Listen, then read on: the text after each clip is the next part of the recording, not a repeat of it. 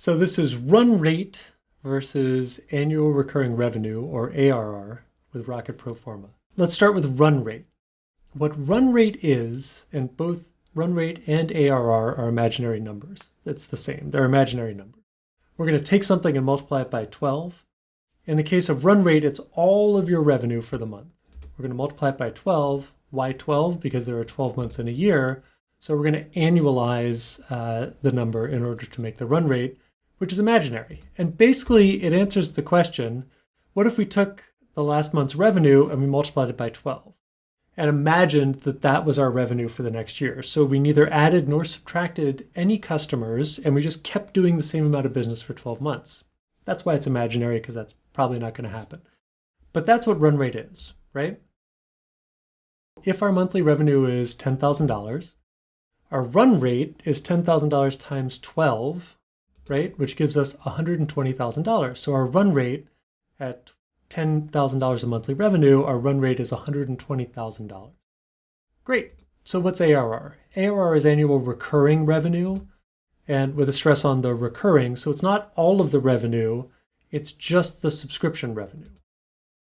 And so what ARR is, it's also an imaginary number. It's also looking at just 1 month, typically the last month, and saying, if we look at just the subscription revenue and we multiply that by 12, we will annualize it. And so an example would be if the subscription revenue is $5,000 a month, just the subscription revenue, right? We would multiply that by 12, and our ARR, annual recurring revenue, would be $60,000, right? Now, this may be lower than our run rate. It could be the same, but sometimes there's more than one revenue stream. Some of the revenue is coming from subscription, some of the revenue is coming from something else. So what's an example of a business that has multiple revenue streams, right? I can think of a bunch, but let's do this one. Amazon Prime, right?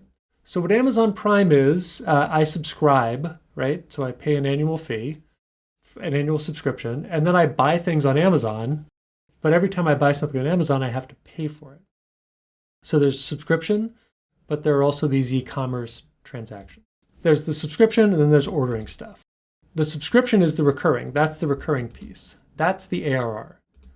If I add together the subscription and all the e-commerce stuff, that creates the run rate. So again, just the subscription is annual recurring revenue, emphasis on recurring. All of the revenue is the run rate. And that's really the difference here. So run rate versus ARR, both imaginary numbers. Run rate is all of the revenue in a month times 12, and ARR is the subscription revenue only in a month times 12.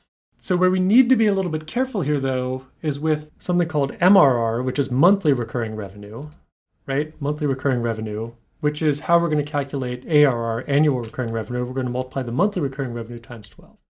This is the monthly subscription revenue, but what makes it complicated is some customers typically are paying monthly. That's easy. We just know what they're paying per month. Some customers are paying annually, and so we need to take that annual number and divide that by 12, which is not necessarily the monthly number because we may have given them a discount.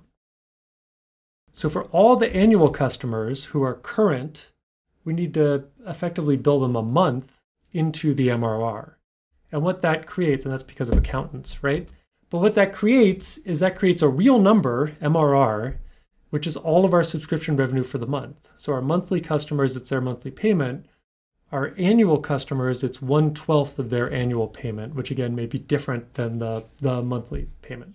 But MRR is a real number, but then we're going to multiply that by 12 to create ARR, which is an imaginary number, times 12 to annualize it.